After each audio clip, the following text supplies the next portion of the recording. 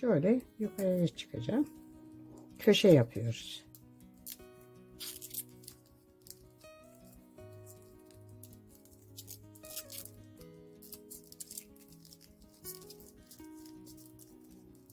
Ve dikişe geçeceğiz. Bakın. Şöyle. Şimdi buradan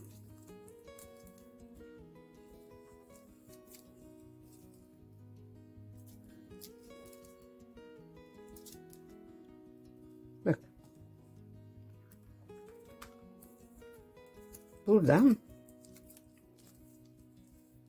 şöyle aşağıya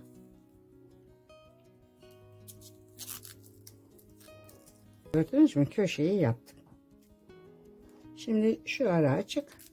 Buradan şöyle dışarı çıkacağım. Şu arada. Şurada.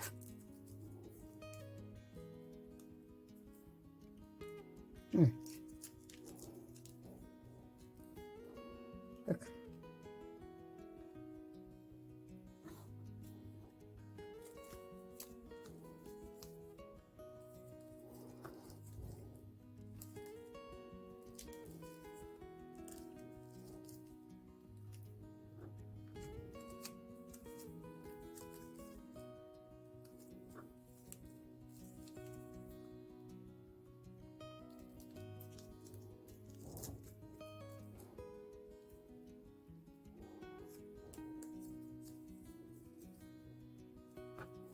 Şu arada.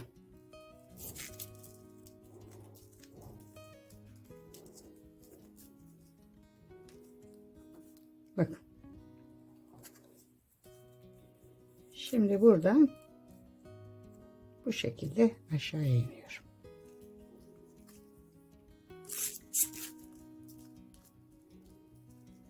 Bakın. Gördünüz mü? Aynı şekilde böyle geleceğim. Bu köşeyi yapacağım. Şu köşeyi yapacağım. Döneceğim ve şurada birleştireceğim. Evet arkadaşlar, gördüğünüz gibi göbek kısmını da bitirdim. Şimdi bunun içine şu karelerden yapacağım. Bu kareleri de şöyle yapıyorum. Şu katladığımız kağıt, bunu şu şekilde ortadan ikiye kesiyorum. Şimdi yarıyı ikiye katladım. Sonra yarının birini ortaya gelecek şekilde katladım. Diğer yarıyı da ortaya gelecek şekilde katladım ve şöyle bir araya getirdim. Şimdi kestiğim diğer yarıyı aldım. Onu şuradan şöyle içeriye geçirdim. Arkadaşlar, şuradan çıkmasına izin vermeyeceğim ve döndürüyorum. Bir döndüm, bir daha döndüm ve bunu ve şu araya yerleştiriyorum. Bu şekilde.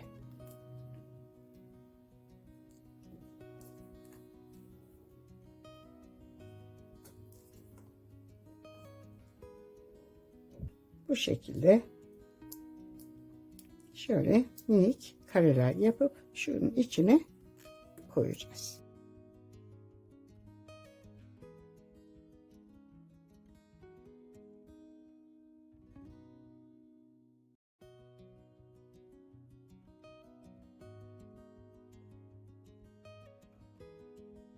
Şimdi dikime başlıyorum. İğnemi taktım. Şu arayı böyle sıkıca dikiyorum önce. Bu araların açık kalmaması lazım. Dikme şeklini göstereyim. Sonra bunu bu şekilde koyuyorum ve arkadaşlar şuradan içeriye geçiyorum. Şöyle buraya geliyorum. Bunu iki taraflı olarak dikeceğiz arkadaşlar. Hem bu yüzden hem diğer tarafta. Bu şekilde.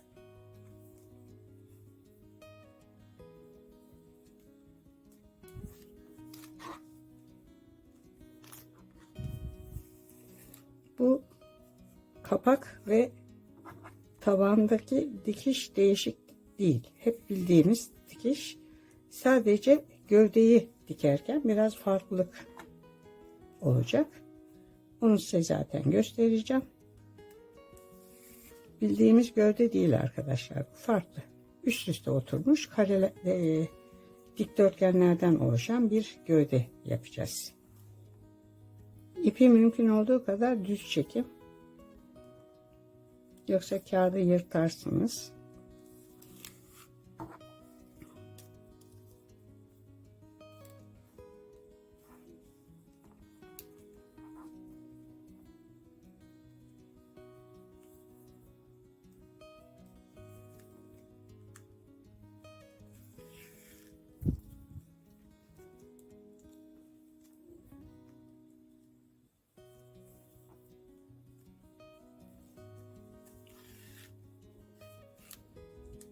Bakın.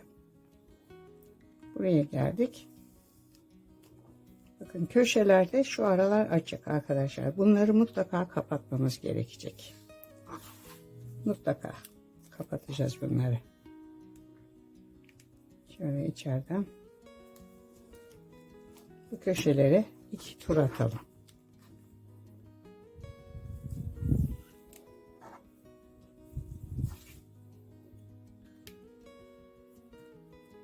Arkadaşlar bu yüzü diktikten sonra döndüreceğiz. Bu taraftan da dikeceğiz.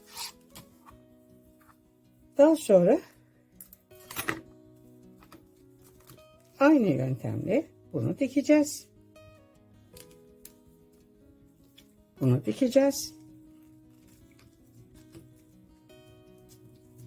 Bunu dikeceğiz. Ortasındaki minik parçaları dikeceğiz ve dikiş işimiz bitecek. Arkadaşlar bakın gördüğünüz gibi tabanı ve kapağı diktim. Kapakta hiçbir işlem yapmayacağız. Tabana ise şu dikdörtgenleri yerleştireceğiz. Bunu şu şekilde yerleştireceğim arkadaşlar. Bu şekilde şöyle dikeceğim. Şu vaziyette dikeceğim bunları. Böyle üst üste gelecek şekilde dikeceğim. Sonra 4 tane bundan diktikten sonra şunlardan 4 tane diktikten sonra şu yan gövdelerini dikeceğim. Şu arada boşluk olacak ve buradan elimizle tutup kutumuzu kaldıracağız. Şu da arkadaşlar kutuyu bu şekilde böyle ortadan ikiye böleceğimiz bölüm. Şimdi bunu dikmek için şöyle yapıyorum. Bu biraz meşakkatli bir dikiş olacak ama yapacağız. Bu şekilde arkadaşlar. İster tek tek dikin, isterseniz hepsini bir araya getirip dikin sonra buraya birleştirin. O artık size kalmış bir şey. Şimdi şunu şuradan şöyle geçireceğim. Bu şekilde arkadaşlar. Şuradan şöyle şuradan şu şekilde çekeceğim. Alttan tutacağız arkadaşlar. Çünkü bunlar birbirini tutması lazım. Şöyle tuttum. Sonra bunu buradan böyle bu tarafa çekeceğim.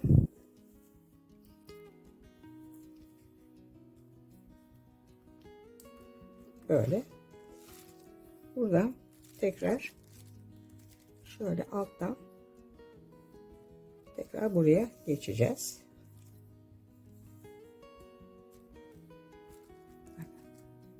Şu şekilde. Sonra bakın bu şekilde. Şimdi buradan böyle geliyorum.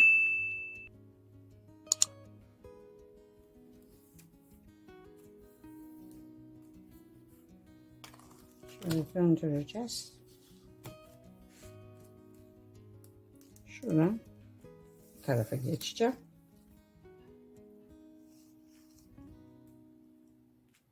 Buraya geçtim. Buradan arkadaşlar şu birleşme yerinden bu şekilde alta geçiyorum. Bak. Şöyle bak, alt tarafa geçtim. Burası sıkıca tuttu, gördünüz mü? Şimdi şunun içinden böyle gelip şöyle şuradan arkadaşlar şöyle şuraya geliyorum. İster buradan böyle yukarıya çıkarsınız, isterseniz buradan şöyle gelip buradan böyle gelip şu tepeden bu tarafa geçersiniz. Böyle arkadaşlar tek tek bunları döne döne dikeceğiz. Bunu buradan buraya geçiyorum.